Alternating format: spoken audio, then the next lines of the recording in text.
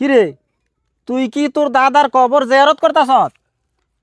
না, কবরের ভিতরে টেয়া থুয়ে যাইতেছি। দেখছ বেকলের কথা, দুনিয়া বইরা জায়গায় থুইয়া হে বেলে কবরের ভিতরে টাকা থুইব। কিরে তোর মাথাত কি গ্যাস্ট্রিক হইছে? আও গ্যাস্ট্রিক না, এডি দাদার টেয়া। দাদায় মরার পরে দাদার কটা টেয়া জমছে, এই দাদার টেয়া দাদার কবরে থুয়ে যেতেছি। ও বাচ্চা থাকতে দাদারা চিনো নাই, অনেক মইরা গেছে গা, দরদ উঠলে উঠছে দাদার কবরে টেয়া নিয়া থুইবা। দাদারা তো বালা কিছু খাওয়াও নাই আর ভালোভাবে চিকিৎসাও করে দাও নাই, অনেক মইরা গেছে গা, দাদারা টেয়া দিতেইছো। আও আমার দাদাই তো চিকিৎসার অভাবে মারা গেছে, এটা তো শুনছেন। হ্যাঁ তখন এরকম কোনো মানুষ ছিল না এলাকাত, হাত পা ধরা বাকি ছিল না আমার। সবার হাত পা ধরছি দাদার চিকিৎসা বাবদ কিছু টাকা দেওয়ার জন্য। একটা মানুষও টেয়া দেয় নাই। দাদারা তো চিকিৎসা করাইতে পারিও নাই, দুটো ফলও এনে খাওয়াতে পারি নাই। আমার মার্জিনিস্টি পর্যন্ত বন্ধ করে কে টেয়া চাইছি, কেউ টেয়া দেয় নাই। তো চিকিৎসা না পেয়ে দাদা মরে গেছে।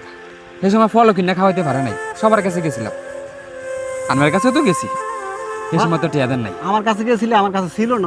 সেই সময় আনবে না, সবাই কইছে মানে দাদা মরে গেছে গা। আজকে তো 60 দিন হয়েছে, হ্যাঁ আমি কারো কাছে এখন যাই নাই। হগলতি আইতাছে কত আর দাদা মরে গেছে গা, মানুষের যদি 60 ডাল ভাত না খাওয়া সেটা কি হয়? সবাই টিয়া দিয়ে গেছে।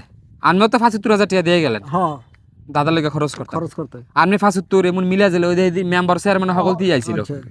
অথচ এর আগে মেম্বারের কাছে গেছে কোনো টেয়াই দেয় নাই, চেয়ারম্যানের কাছে গেছে হেও টেয়াই দেয় নাই। এখন দাদা মরার পরে আইছে অনেক কয় তোর দাদা মরে গেছে গা, এলাকার মাঝে যদি মানুষের 60 ডাল ভাত না খাওয়াস শরম দেখা যায়, এই কটা টেহা দিয়ে গেলাম আর কি। এটা দিয়ে একটু খরচ মরচ করিস। অনেক হিসাব করে দেখি কি 8 লাখ টাকা উঠছে। মরার আগে 10টা টাকা পাই নাই দাদার চিকিৎসা করানোর লেগে। মারা গেছে 8 লাখ টাকা উঠছে। 8 লাখ টাকা উঠছে দাদার নামেই। আচ্ছা অনেক হিসাব করে দেখি কি যে এই খরচ করতে 8 লাখ টাকা লাগতো না, এন আমার 1.5 লাখ টাকা হইলি হয়।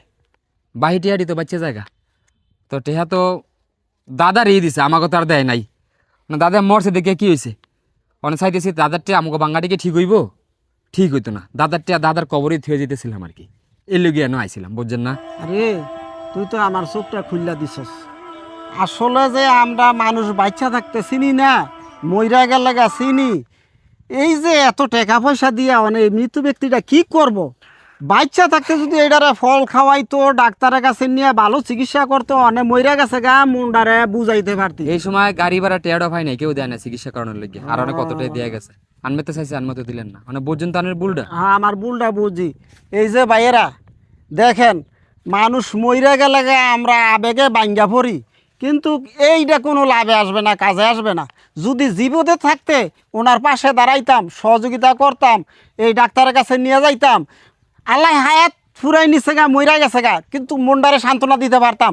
চিকিৎসা করে হ্যাঁ চিকিৎসা করে দিছি। চিকিৎসার এই যে অনেক লাখ লাখ টাকা দিয়ে অনেক কি কাজে আসবে? এটা কোনোই ফায়দা হইতো না। মানুষের খাওয়াইতে গেছে, মানুষের খাওয়াইলে কি কাম হইব? উনি তো নিজে না খাইয়া কষ্ট করে আমি তো বুঝছেন, সময় খোয়া বুঝছেন আর কি। আসলে আমাকে ভুল আমরা বুঝতে পারছি, এই ধরনের ভুল কেউই কইরেন না। কোনো মানুষ যদি অসুস্থ থাকে ওনার পাশে দাঁড়ায়েন, ওনারা আর্থিকভাবে একটু সহযোগিতা সহযোগিতা করেন। আসসালামু আলাইকুম।